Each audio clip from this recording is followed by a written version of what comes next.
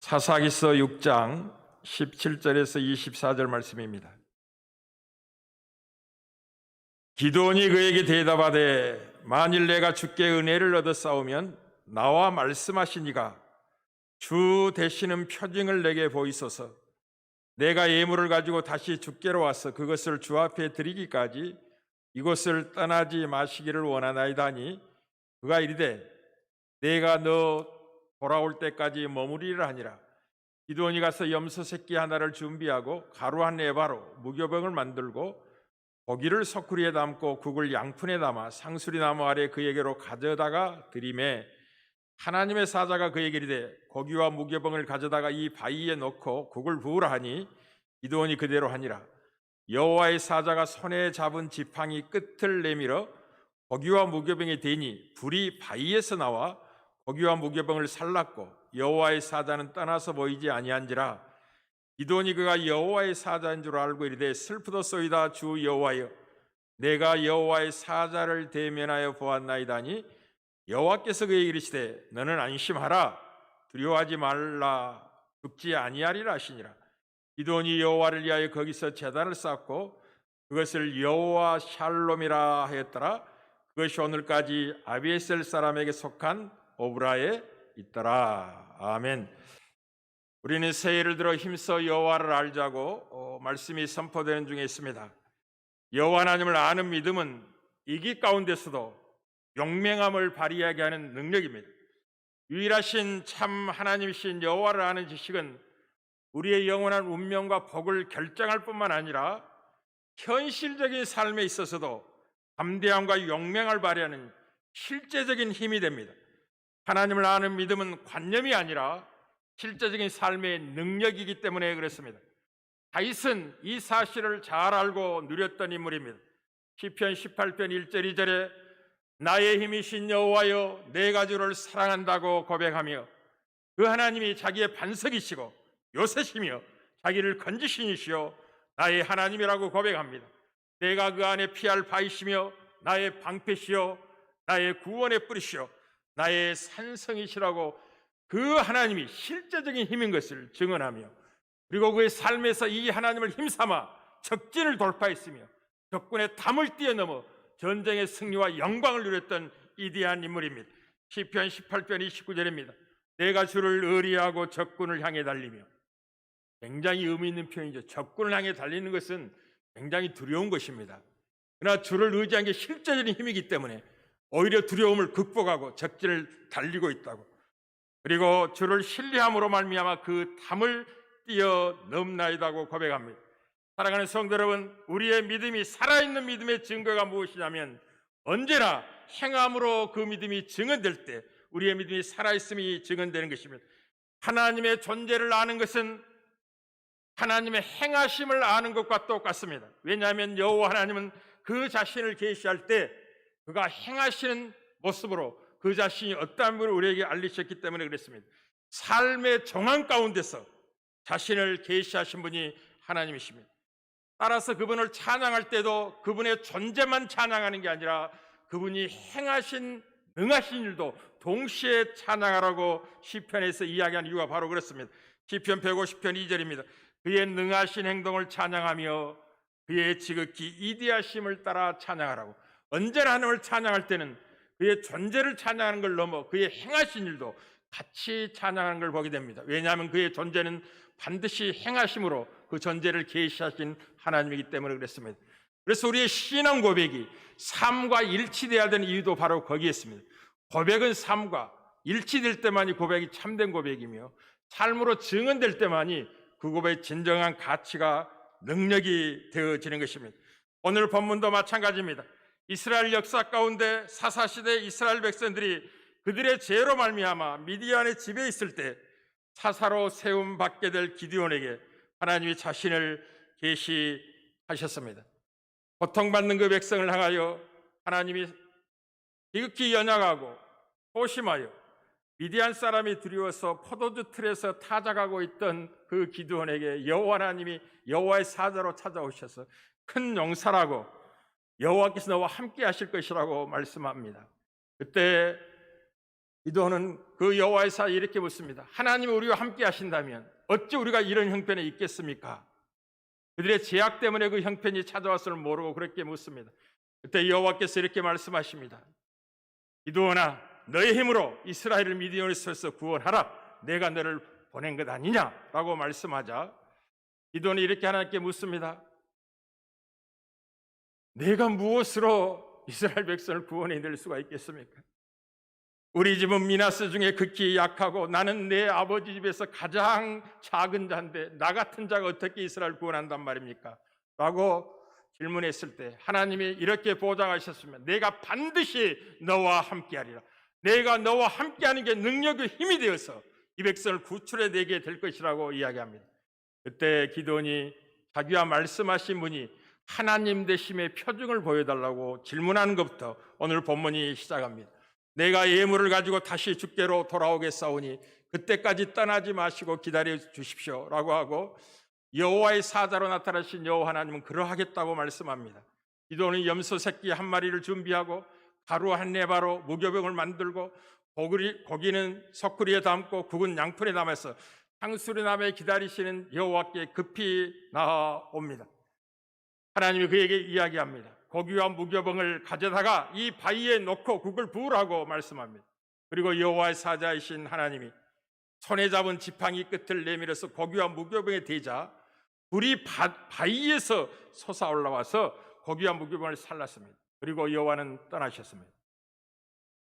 그때 기드온이 깜짝 놀라가지고 자기와 대면하여 만나 대화하시던 그 하나님이 여호와의 사자인 줄 그때야 깨닫고 나는 이제 죽게 되었구나. 슬프도소이다. 내가 여호와의 사자를 대면하였나이다. 구약의 여호와의 사자는 여호와와 같은 표현을 반복해서 그렇게 교대로 사용하는 것입니다. 그때 하나님이 이렇게 말씀하십니다. 너는 안심하라. 이 안심하라라는 말씀이 피스, 히브리 말로 샬롬 이런 뜻이면 샬롬, 안심하라. 두려워하지 말라. 너는 죽지 아니할 것이다 라고 응답하시고 기드온이 그 여호와 하나님의 음성을 듣고 거기서 제단을 쌓고 그것을 여호와 샬롬이라고 했다라는 본문의 내용입니다. 우리가 섬기는 하나님은 샬롬이라고 말씀하시는 평화를 가져주는 하나님이십니다. 참으로 놀라우신 하나님이시죠. 성경에서 샬롬은 다양하게 번역을 합니다. 평화, 평강, 평안, 화목, 화평, 안심, 복지 다양하게 이렇게 표현을 합니다. 원래 이 샬롬이라는 말은 동사 샬람에서 나온 말인데 회복하다는 뜻입니다. 회복하라는 뜻에서 나온 것입니다.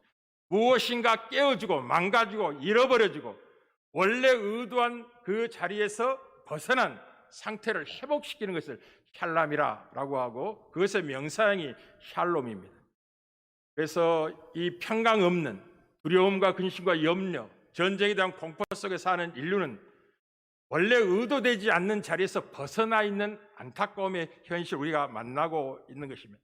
그래서 성경에서 샬롬이라는 말이 가장 많이 쓰였던 것은 전쟁과 반대되는 평화라는 의미로 사용됩니다. 전쟁과 분쟁이 종식된 상태, 그것을 샬롬, 평화, 평강이라고 합니다. 열왕기상 4장 24절 25절 솔로몬 왕 시대 때 이 평강이 그 백성에게 임했다는 거죠. 솔로몬이 그 강 건너편에 딥사에서부터 가사이까지 모두 그 강 건너편의 왕을 모두 다스림으로 그가 사방에 둘린 민족과 평화를 누렸으니 더 이상 전쟁할 필요가 없이 모든 사방의 백성들을 항복시켰다는 거죠. 전쟁과 분쟁이 그쳤다는 거죠. 솔로몬이 사는 날 동안에 유다와 이스라엘이 단에서부터 브엘세바까지 이르기까지 각각 포도나무 아래와 무화과 아래에서 평안히 살았더라. 평화가 찾아왔다 이런 말입니다. 성경에서 두 번째 이 샬롬이 많이 쓰이는 의미는 두려움과 대조대에 사용됩니다. 부활하신 주님이 두려워하는 제자들에게 말씀하신 바로 그 말씀입니다. 요한복음 20장 19절입니다. 이날 곧 안식 후 첫날 저녁 때 제자들이 유대인을 두려워하여 모인 곳의 문을 닫았더니 예수께서 오사 그 가운데 서서 이르시되 첫마디 하신 말씀이 무슨 말씀이냐면 너희에게 평강이 있을지어다. 그들은 두려움 속에 휩싸인 제자들을 주님을 잘 알고 계셨습니다. 그들에게 진정으로 필요한 것은 평강이라는 사실을 알고 계셨습니다. 너희에게 평강이 있을지어다. 본문의 의미도 마찬가지입니다. 이제 여호와를 대면하 죽었다고 생각한 거죠. 하나님 외에는 그런 표징을 드러낼 수 있는 분이 아니잖아요. 고기와 이 무교병을 바위에 놓았더니 여호와의 사자가 들고 있는 그 지팡이의 끝을 고기와 무교에 딱 대자 불이 바위에서 올라와서 태워버렸다는 거죠. 깜짝 놀란 겁니다. 그것이 바로 너와 대면하고 있는 나가 하나님이라는 사실을 정확히 그에게 알린 겁니다. 그때 기도는 경악합니다. 개인이 하나님을 배우면 죽는다고 알고 있었기 때문에 이제는 죽었구나. 슬프도소이다 나여 여호와의 사자를 내가 대면하여 보았다고 두려워하는 그때, 죽음을 두려워하고 있는 그때 하나님이 안심하라 샬롬 하고 이야기한 겁니다. 두려워하지 말아라, 너는 죽지 아니할 것이다. 그 말을 듣자 곧바로 그 하나님께 예배를 드리고 그것을 여호와 샬롬이라 라고 정했다는 거죠. 그래서 그 여호와 샬롬이 오늘까지 아비의 사람에게 속한 오브라에 있었다라는 것이 오늘 본문의 의미입니다. 사랑하는 성도 여러분, 코로나19 시대를 맞는 우리 조국이나 전 인류는 지금처럼 평강이 필요한, 평화가 필요한, 두려움에서 벗어나 힘을 얻는 복이 얼마나 큰 복인가가 힘있게 강조될 필요가 있는 시대가 지금 우리 시대 아니겠습니까? 기드온에게 여호와께서 하나님을 어떤 하나님으로 계시하셨냐면 여호와 샬롬으로 계시했습니다. 여호와는 평화신이라, 여호와는 화평신이라고 그렇게 계시를 하셨습니다. 사랑하는 성도, 우리가 섬긴 하나님은 평강의 하나님인 걸 잊지 마시기 바랍니다. 데살로니가 3장 16절입니다. 평강의 주께서 친히 때마다 일마다 너희에게 평강을 주시고 주께서 너희 모든 사람과 함께 하시기를 원한다. 우리 꽃밭교회 성도를 축복합니다. 평강의 하나님이 때마다 일마다 여러분에게 평강 주시기를 원합니다. 복 중의 복이 평강의 복입니다. 여러분의 심령이 평강하다면 기도는 응답되고 있고 하나님과 동행하는 증거가 바로 여러분의 심령에 찾아온 평강입니다. 로마서 15장 33절 마찬가지입니다. 평강의 하나님께서 너희 모든 사람과 함께 계실지어다. 사랑하는 성도 여러분, 우리 주 예수 그리스도는 죄인된 우리를 하나님과 화목케 하는 평강의 왕이시라는 걸 기억하십시오. 인간이 죽음을 두려워하고 삶의 바람분과 풍랑임 속에서 염려하고 근심하며 자주 공포에 쌓는 이유는 하나님을 떠난 죄성 때문에 찾아온 고통입니다. 여호와 하나님은 그리스도 안에서 세상과 화목하시는 분이십니다. 이것을 고린도서 5장 19절에 이렇게 증언합니다. 곧 하나님께서 그리스도 안에 계시사 세상과 자기와 화목하게 하시며 그들의 죄를 그들에게 돌리지 아니하시고 화목하게 하는 말씀을 우리에게 부탁하셨다고 증언합니다. 하나님은 그리스도 안에서 죄인과 화목하기를 원합니다. 깨어진 관계가 회복되기를 원합니다. 어디에서? 그리스도 안에서. 그래서 여러분, 예수를 믿어야만이, 그리스도 안에 거해야만이 하나님의 진노의 관계가 새로워져서 하나님과 화목의 관계로서 평강을 누리는 복을 얻게 됩니다. 그래서 예수를 주로 영접하지 않고는 아무도 참된 평안을 소유할 수가 없습니다. 우리 성도들은 이미 그리스도 예수 안에 평강을 얻고 있기 때문에 예수 안 믿는 사람의 영혼의 두려움에 대해서 잘 모를 겁니다. 그들은 가져도 쌓아도 지위가 높아도 그 두려움을 어찌할 수 없는 공포 속에서 신음하고 괴로워합니다. 그래서 로마서 5장 1절에 이렇게 이야기합니다. 그러므로 우리가 믿음으로 말미암아 의롭다 하심을 받았으니 예수를 믿을 때 우리가 의로워지는 것이며 의로 여김을 받는 것이며 의로움을 받는다는 말이 무슨 말이냐면 깨어진 관계가 회복되었으니 그런 말입니다. 하나님과 깨어진 관계가 회복된 것을 의로워졌다라고 이야기하는데 그래서 어떻게 한다고? 이제 우리 주 예수 그리스도로 말미암아 하나님과 화평을 누리자. 이게 샬롬입니다. 그리스도 예수를 믿음으로 의로워져야만이 하나님과 화목을 이루고 하나님과의 평화를 누릴 수 있는 거예요. 이게 대전제입니다. 그 외에는 참된 평안을 소유할 길이 없습니다. 그래서 우리 주 예수 그리스도는 우리의 샬롬이 되시는 것입니다. 예수 그리스도는 우리의 샬롬이 되기 위하여 이 땅에 오셔서 우리의 피 흘려 죽으셨고 그를 믿는 자에게 평안을 누리도록, 그래서 그리스도의 평강이 우리의 마음을 주장하는 하는 것이 신자의 복이며 우리는 평강을 위하여 한 몸으로 부름받은 인생이라는 걸 기억하시길 바랍니다.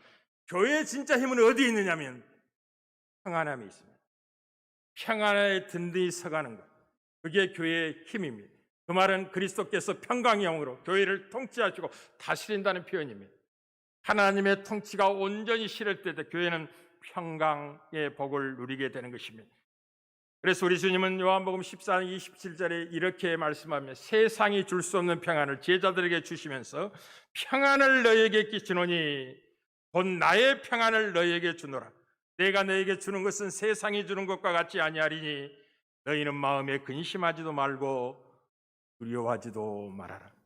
우리가 근심과 두려움에서 벗어나 평안을 누릴 수 있는 비밀이 무엇이라고요? 주의 평안을 소유할 때 가능한 것입니다. 그래서 요한복음 16장 37절에도 분명하게 이렇게 표현합니다. 이것을 너희에게 이르는 것은 내 안에서 평안을 누리게 하려 함이라. 세상에서는 너희가 환난을 당하나 담대하라. 내가 세상을 이겼다고. 풍랑이는 세상, 고통이 가득한 세상, 염려와 걱정이 수시로 밀려오는 세상, 전쟁의 위협, 뜻하지 않는 전 세계적인 코로나19의 팬데믹 상황과 같은 이 두려움의 현실에서 평안을 누릴 수 있는 비밀이 어디 있냐면 예수 그리스도 안에 알 때 평안을 소유하게 되는 것입니다. 사랑하는 성도 여러분, 평강의 복은 복 중의 복입니다. 하나님을 아는 것은 평안을 누리며 여러분을 두렵게 하는 세상을 이기는 힘이 된다는 걸 기억하십시오. 여호와라 이름하는 하나님을 힘써 아는 것이 두려움을 극복하는 평강의 비밀이라는 사실을, 실제적인 능력인 것을 알고 계셔야 됩니다. 능력 있는 그리스도에 대한 비밀입니다. 코로나19 시대인 지금이야말로 여호와 하나님의 이름으로 오신 평강의 왕이 온 땅에 통치하는 사실을 세상을 인정하고 받아들여야만이 코로나19도 사라지고 두려움에서 벗어나게 될 것입니다. 코로나19는 평강의 왕이 예수 그리스도라는 사실을 전 세계에 힘있게 증언하고 있는 하나님의 역사입니다. 두려움 가운데 있는 인류에게 여호와의 이름으로 오신 구원의 하나님이신 예수님의 평강의 왕되심을 지금 알려야 될 때가 지금이라는 사실을 기억하십시오. 지금 복음을 멈출 때가 아닙니다. 코로나19를 핑계대고 전도는 나중에 미루고 복음 전파는 후수로 밀려놓을 때가 아닙니다. 두려워서 방에 숨어 떨면서 어찌할 줄 모르는 안타까움의 삶으로 세월을 낭비할 때가 아니라 지금이야말로 전 인류에게 예수 그리스도만이 평강의 왕이라는 사실을 증언하고 전해야 될 때라는 걸 잊지 말아야만 모두 이기는 위대한 기회가 되는 것입니다. 하나님은 역전의 명수입니다. 사람의 눈으로 볼 때는 이기요 절망이요 막힌 길이 없는 벽을 만난 것 같은데 하나님은 그 절망적인 사건과 이 길을 통하여 역사를 이루고 가신 하나님인 걸 기억하십시오. 사랑하는 성도 여러분, 예수님 안에 거하는 것이 평안을 누리는 비밀입니다. 예수를 믿는 믿음이 두려움을 가져다는 세상을 이기는 평안이요 힘이라는 사실을 잊지 말아야만 합니다. 그래서 요한일서 5장 4절로서 이렇게 증언합니다. 무릇 하나님께로서 난 자마다 세상을 이기느니라. 세상을 이기는 승리는 이것이니 우리의 믿음이니라. 예수께서 하나님의 아들을 믿는 자가 아니면 세상을 이기는 자가 누구냐고 말합니다. 이 사실을 여러분이 분명히 믿고 확신한다면 우리의 주가 되신 그리스도인과 그를 아는 지식에서 자라가야만 할 것입니다. 여러분이 그리스도 은혜를 알면 알수록, 그리스도를 아는 지식에 자라가면 갈수록 평안을 누리게 될 것입니다. 세상을 이긴 힘을 얻게 될 것입니다. 그렇기 때문에 사도 베드로 전후서의 마지막 권면을 이렇게 마지막을 마무리했던 것입니다. 베드로서 3장 18절입니다. 오직 우리 주 곧 예수 그리스도의 은혜와 그를 아는 지식에서 자라가십시오. 영광이 이제와 영원한 날까지 그에게 있을지어다. 오직 그리스도의 은혜에서 자라가십시오. 오직 그를 아는 지식에서 자라가십시오. 이것이 두려움을 극복하고 평강을 누리는 비밀입니다. 그렇다면 어떻게 그리스도 은혜와 그를 아는 지식에 자라갈까요? 그것은 그리스도를 말씀을 들음으로 자라게 되는 것입니다. 그러니 반복해서 예수님이 누구신지를 들어야만 하는 것입니다. 그분이 우리를 위하여 어떻게 십자가에 피 흘려 죽으신 우리의 구원자 되신 이 복된 소식을 듣고 반복해서 여러분의 글을 새길 때마다 여러분은 믿음에서 자라갈 것이고 그리스도께 행하신 일을 묵상하고 배울 때마다 들을 때마다 여러분의 믿음은 견고해질 것이고 그 믿음의 견고한 만큼 두려움에서 벗어나 평강을 누리게 될 것입니다. 그래서 로마서 10장 10절에 그러므로 믿음은 들음에서 나며 들음은 그리스도의 말씀으로 말미암는다고 증언하는 것입니다. 그러나 오늘 여러분과 함께 나누고 싶은 진짜 내용은 이것입니다. 사랑하는 성도 여러분, 조심할 것이 있는데요. 이 평강은 쉽게 깨어지고 잃어버릴 수도 있다는 걸 기억하셔야 됩니다. 그리고 그 평강을 잃어버린 고통은 말로 다 할 수 없습니다. 이제 하나님의 백성이 평강을 위하여 한 몸으로 부름을 받은 그리스도의 평강이 마음을 주장하도록 해야 될 복된 백성인데 언제 평강을 잃어버리냐면 하나님의 말씀에 불순종했을 때 평강이 순식간에 사라집니다. 하나님의 말씀에 불순종했을 때 이것을 모세를 통해서 미리 내다보고 신명기 28장에서 모세는 힘있게 기록을 합니다. 신명기 28장 64, 67절입니다. 여호와께서 너를 이 땅 끝에서부터 저 끝까지 만민 중에 흩으시리라. 불순종했을 때 그 결과를 이야기하는 겁니다. 내가 그곳에서 너와 네 조상들이 알지 못한 목상 우상을 섬길 것이라. 그 여러 민족 중에 내가 평안함을 얻지 못하며 내 발바닥이 쉴 곳도 얻지 못하고 여호와께서 거기에서 내 마음을 떨게 하고 눈은 새하게 하고 정신은 산란하게 하시리니 내 생명이 위협에 처하고 주야로 두려워하며 내 생명을 확신할 수 없을 것이라. 내 마음의 두려움과 눈이 보는 것으로 말미암아 아침에는 이르기를 아하 저녁이 되었으면 좋겠다 할 것이요 저녁에는 이르기를 아하 아침이 되었으면 좋겠다고 하리라고. 평강을 잃어버리고 두려움 속에 사로잡힌 삶의 그 심령은 빨리 이 고통이 지나갔으면 좋겠다. 아침이면 빨리 저녁이 됐으면 좋겠다. 저녁이면 빨리 아침이 되어서 이 고통이 사라진 때를 만났으면 좋겠다고 기대하며 그렇게 보낸다는 거죠. 이것은 이스라엘 백성이 불순종하여 나라를 폐마하고 이방이 흩어지기 전에 몇백 년 전에 모세를 통해서 알린 겁니다. 평강을 잃어버리면 어떻게 될지. 사랑하는 성도 여러분, 그러나 여러분에게 허락된 이 평강을 견고히 지키고 누릴 수 있는 비밀도 하나님은 동시에 말씀을 하셨습니다. 코로나19 시대의 평강의 복을 누리기 위해서 또 누려진 이 평강의 복을 지키고 견고히 붙잡기 위해서는 주님을 더 가까이 하셔야 됩니다. 그리고 하나님을 더욱더 신뢰하셔야 됩니다. 어느 정도 신뢰하냐? 끝까지 영원히 신뢰하셔야 됩니다.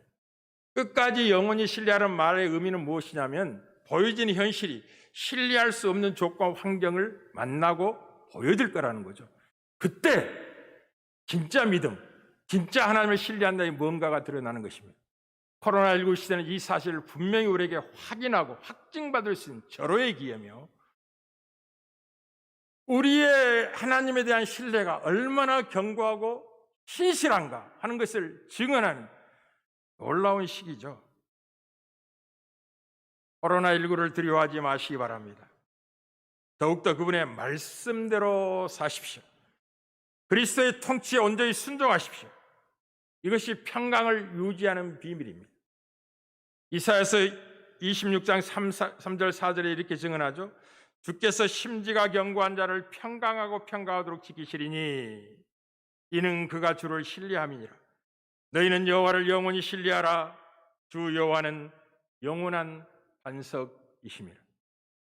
사랑하는 성도 여러분, 하나님의 나라, 주님의 온전한 통치, 평강의 주께서 여러분의 심령을 통치한다면 성령 안에서 여러분 의를 확보하게 될 겁니다. 그때 의는 하나님과 관계가 정상되었다는 거예요. 하나님과 관계가 회복되었다는 걸 의라고 이야기하는 것입니다. 죄인은 하나님과 관계에 깨어져서 두려움과 무서움 속에 살아가게 됩니다. 첫 사장 아담과 하와가 불순종의 죄로 말미암아 두려워서 숨었던 이유가 바로 그겁니다. 하나님의 임재, 하나님의 커버, 그들의 수치를 가리고 있었던 하나님의 임재가 거두어지게 되자 그들은 벌거벗음을 알게도 그 수치 때문에 두려워서 숨게 되었다고 이야기하는 것입니다. 평강은 어느 때 찾아오냐? 하나님의 임재로 충만했을 때, 쉽게 말하면 여러분의 심령이 그리스도의 통치로 온전히 힘있게 실현되고 있을 때 하나님의 나라가 이루어지며, 그때 성령 안에 있는 의를 누리고 반드시 하나님과 관계에 회복된 그 자는 평강을 누리게 됩니다. 그리고 평강이 내포하고 있는 희락을 누리게 되는 것입니다. 그래서 로마서 14장 17절 이렇게 증언한 거죠. 하나님의 나라는 먹는 것과 마시는 것이 아니요, 여러분이 배불리 먹는다고 두려움을 이겨낼 수 있는 게 아닙니다. 뭐 맛있는 것 배달시켜 먹어서 풍속이 배부르게 먹는다고 해서 코로나19를 이길 수 있는 힘이 생기는 게 아닙니다. 하나님의 나라가 여러분의 심령을 다스려야 된다. 하나님의 통치가 온전히 실현돼야 된다. 그러면 성령 안에 있는 깨어진 하나님의 관계 회복을 누리면서 평강을 소유할 뿐만 아니라 평강이 가던 기쁨을 누리게 될 것입니다. 뜻밖의 모든 성도 여러분, 세상이 말하는 방식으로는 절대로 평안을 얻을 수 없습니다. 진리가 말씀하신 대로 하나님의 통치, 그리스도의 통치가 여러분의 심령을 온전히 다스려지도록 그리스도의 말씀에 순종하십시오.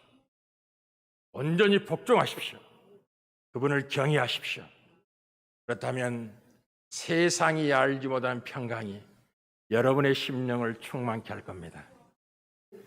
온 세상이 난리를 피우는 그때도 영혼의 안다놈 속에서 맡겨진 삶의 길을 갈 수 있게 될 겁니다.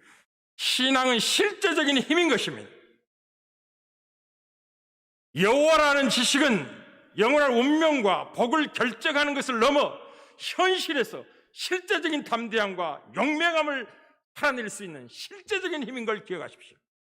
그 속에 여호와 샬롬이 있는 것입니다. 할렐루야. 두려워한 자는 숨을 것입니다. 용맹을 잃어버린 사람은 겁이 나서 피할 것입니다.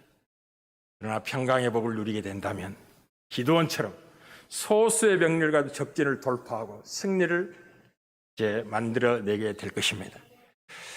이 복이 저와 여러분의 복이 되기를, 이미 복이 되었습니다. 잃지 않고 누려지기를 주의 이름으로 축복합니다.